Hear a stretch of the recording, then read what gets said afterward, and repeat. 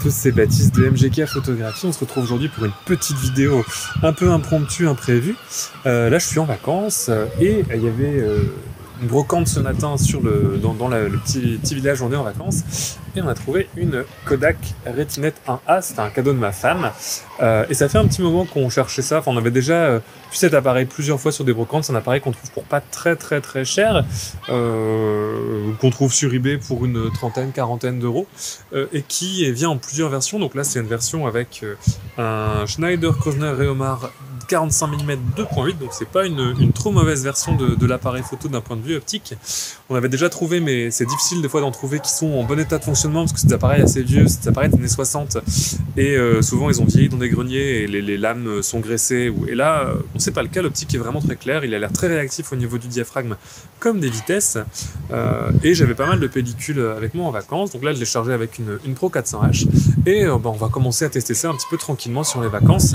J'aime bien en vacances avoir des appareils comme ça assez simples d'utilisation, presque point and shoot, puisque là c'est un appareil qui fonctionne avec du zone focusing, donc il n'y a pas d'autofocus, il n'y a pas de mécanique, c'est vraiment très simple de fonctionnement comme appareil photo. Ça reste assez compact et puis ces appareils qui sont pas très chers, donc même s'il leur arrive quelque chose, c'est pas une trop grosse perte.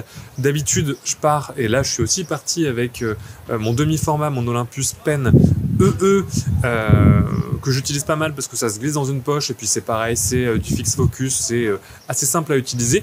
Et là on va voir si ça peut être un bon complément, une bonne petite appareil photo à emporter comme ça pour des photos en vacances sans prise de tête.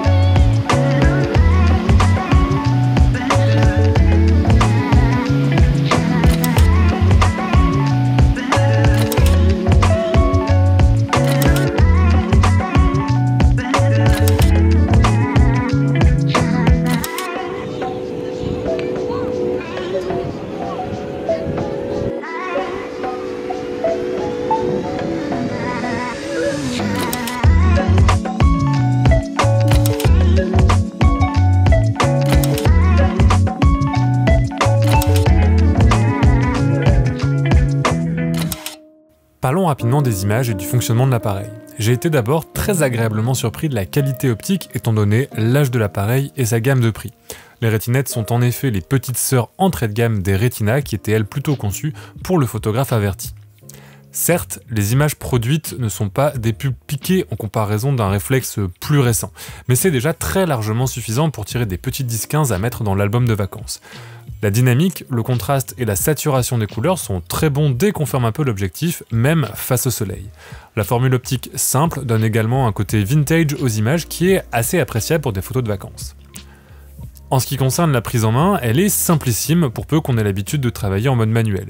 Les rétinettes sont en effet dépourvues de cellules ou de toute autre forme d'automatisme, et il faudra donc utiliser soit une cellule externe ou faire la mesure à l'œil Sunny 16 style, ce qui n'est pas trop un souci par beau temps en extérieur. L'ensemble des réglages est situé autour du combo optique-obturateur.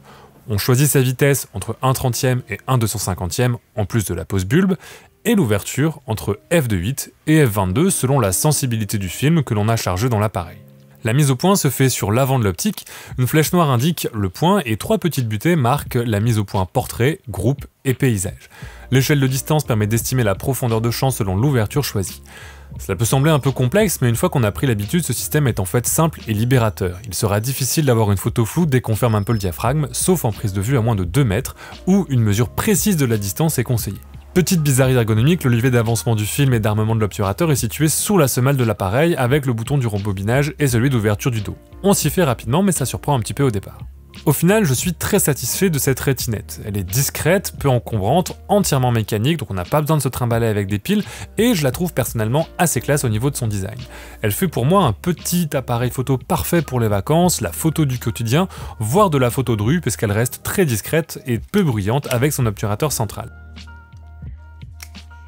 La qualité optique est plus que correcte pour un appareil dans cette gamme de prix et de cet âge. C'est également assez rafraîchissant d'utiliser un appareil aussi simple et d'arriver à produire de jolies images. Ça fait un petit peu réfléchir à la course matérielle et la course à la technicalité aujourd'hui, quand on pense que dans les années 60, certains photographes faisaient de la diapo avec des rétinas sans cellules.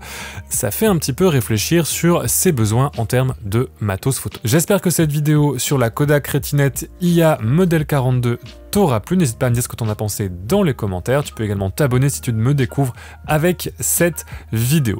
Tu peux également aller faire un tour dans la description, tu trouveras le lien vers mon site internet, ma boutique en ligne, ainsi que Box Argentique, qui est une plateforme d'échange de formation sur la photographie argentique.